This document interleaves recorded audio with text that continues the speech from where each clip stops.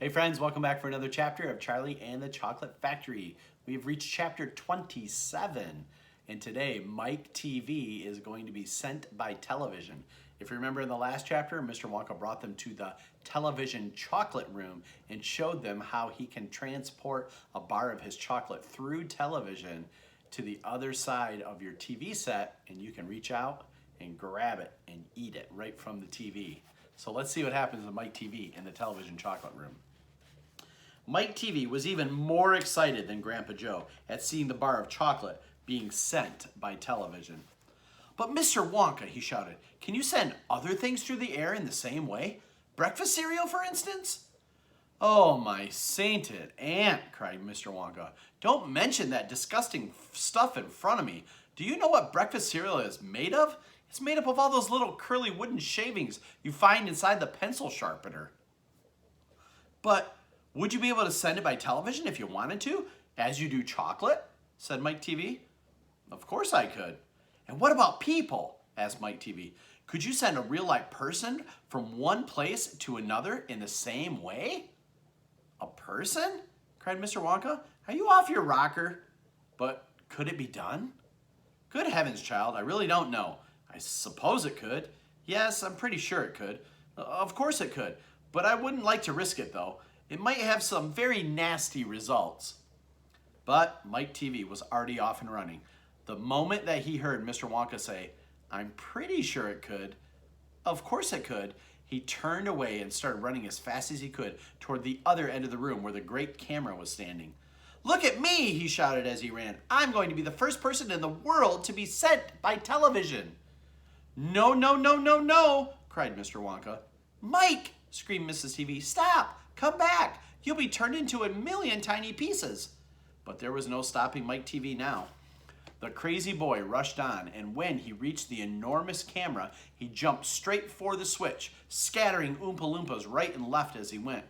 "See you later, alligator," he shouted as he pulled down on the switch. And as he did so, he leaped out into the full glare of the mighty lens. There was a blinding flash. Then there was silence. Then Mrs. TV ran forward, but she stopped dead in the middle of the room.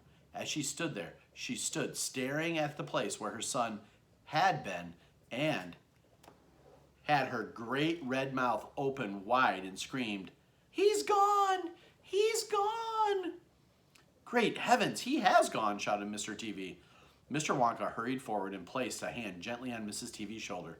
"We shall have to hope for the best," he said. "We must pray that your little boy will come out unharmed on the other end." "Mike!" screamed Mrs. TV, clasping her head in her hands. "Where are you?" "I'll tell you where he is," said Mr. TV. "He's whizzing above us. He's whizzing around above our heads in a tiny million pieces." "Don't talk about it," wailed Mrs. TV. "We must watch the television set," said Mr. Wonka. He may come through at any moment." Mr. and Mrs. TV and Grandpa Joe and little Charlie and Mr. Wonka all gathered around the television and stared tensely at the screen. The screen was quite blank. "He's taking a long time to come across," said Mr. TV, wiping his brow. There's a picture.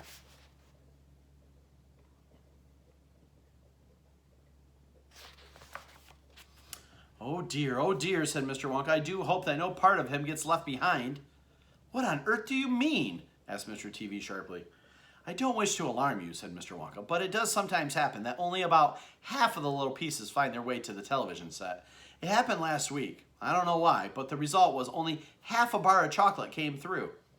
Mrs. TV let out a scream of horror. "You mean only half of my Mike is coming back to us?" she cried. "Let's hope it's the top half," said Mr. TV.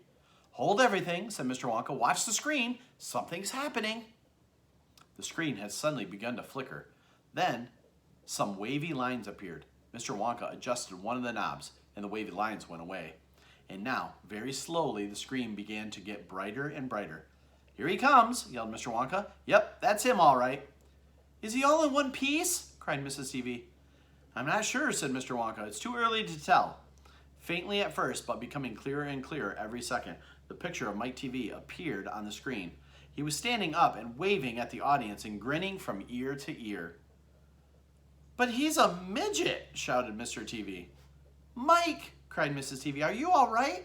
Are there any bits of you missing? Isn't he going to get any bigger? Shouted Mr. TV. Talk to me, Mike, cried Mrs. TV. Say something. Tell me you're all right. A tiny little voice, no louder than the squeaking of a mouse, came from the television set. Hi, Mom, it said. Hi, Pop. Look at me. I'm the first person ever to be sent by television. Grab him, ordered Mr. Wonka. Quick! Mrs. TV shot out her hand and picked up the tiny figure of Mike TV out of the screen. Hooray! Cried Mr. Wonka. He's all in one piece. He's completely unharmed. You call that unharmed? Snapped Mrs. TV, peering down at the little speck of a boy who was now running to and fro across the palm of her hand, waving his pistols in the air. He was certainly not more than an inch tall. He's shrunk, said Mr. TV. Of course he's shrunk, said Mr. Wonka. What did you expect? This is terrible, wailed Mrs. TV. What are we going to do now? And Mr. TV said, we can't send him back to school like this. He'll get trampled upon. He'll get squashed. He won't be able to do anything, cried Mrs. TV. Oh, yes, I will, squeaked the tiny voice of Mike TV. I'll still be able to watch television. Never again, shouted Mr. TV. I'm throwing the television set right out the window the moment we get home. I've had enough of television. When he heard this, Mike TV flew into a terrible tantrum. He started jumping up and down on the palm of his mother's hands, screaming and yelling and trying to bite her fingers. I want to watch television, he squeaked. I want to watch television. I want to watch television. I want to watch television. Here, give him to me, said Mr. TV, and he took the tiny boy and shoved him into the breast pocket of his jacket and stuffed a handkerchief on top. Squeals and yells came from inside the pocket, and the pocket shook as the furious little prisoner fought to get out.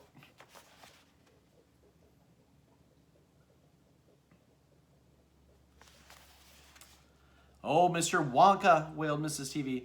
How can we make him grow? Well, said Mr. Wonka, stroking his beard and gazing thoughtfully at the ceiling, I must say that's a wee bit tricky, but small boys are extremely springy and elastic. They stretch like mad. So what we'll do, we'll put him in a special machine I have for testing the stretchiness of chewing gum.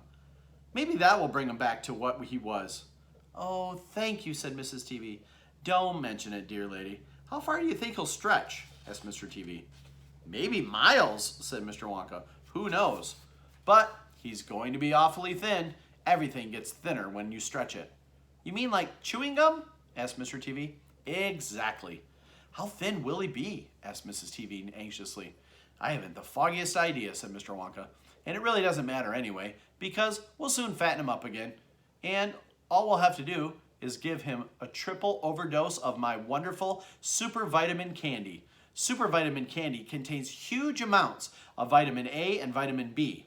It also contains vitamin C, vitamin D, vitamin E, vitamin F, vitamin G, vitamin I, vitamin J, vitamin K, vitamin L, vitamin N, vitamin O, vitamin P, vitamin Q, vitamin R, vitamin T, vitamin U, vitamin V, vitamin W, vitamin X, vitamin Y, and believe it or not, vitamin Z.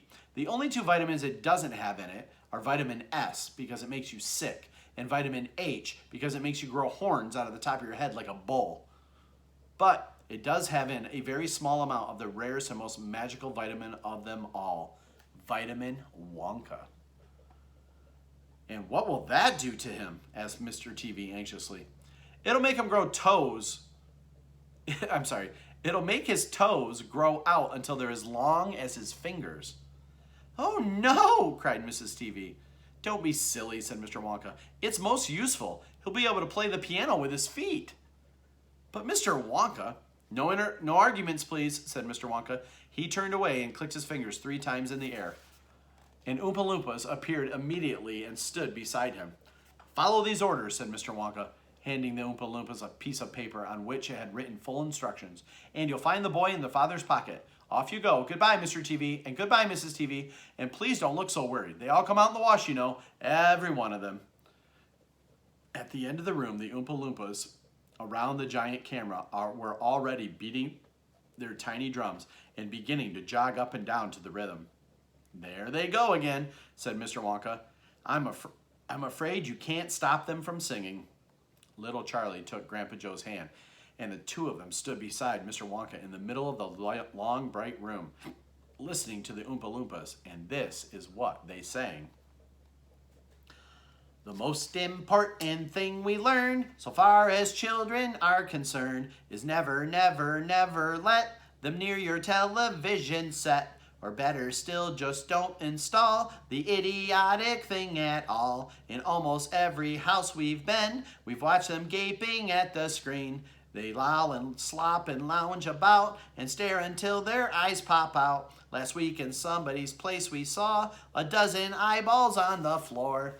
They sit and stare and stare and sit until they're hypnotized by it, until they're absolutely drunk with all the shocking, ghastly junk. Oh yes, we know it keeps them still. They don't climb out the windowsills. They'll never fight or kick or punch. They'll leave you free to cook the lunch and wash the dishes in the sink. What did you ever stop to think, to wonder just exactly what this does to your beloved tot? It rots their senses in their head. It kills imagination dead. It clogs and clutters up the mind. It makes a child so dull and blind. He can no longer understand a fantasy of fairyland. His brain becomes a soft as cheese. His powers of thinking just freeze. He cannot think, he only sees. All right, you cry. All right, you say. But if we take the set away, what shall we do to entertain our darling children? Please explain. We answer this by asking you, what used to this darling ones to do? How used to keep themselves content before this monster was invented? Have you forgotten? Don't you know? We'll say it very loud and slow. They used to read.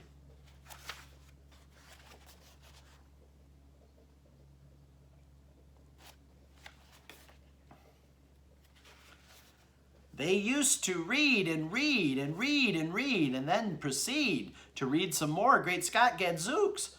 One half of their lives was reading books. The nursery shelves held books galore.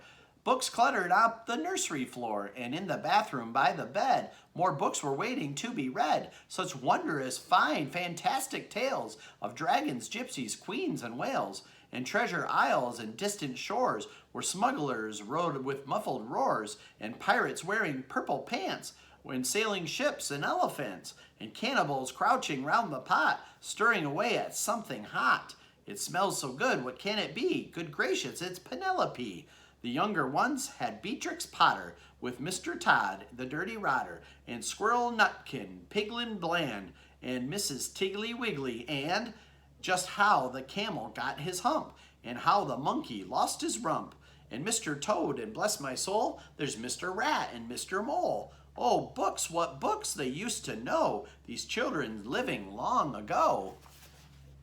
So please, oh please, we beg, we pray, go throw your TV set away, and in its place you can install a lovely bookshelf on the wall, and fill the shelves with lots of books, ignoring all the dirty looks, the screams and yells, the bites, the kicks, and children biting or hitting you with sticks.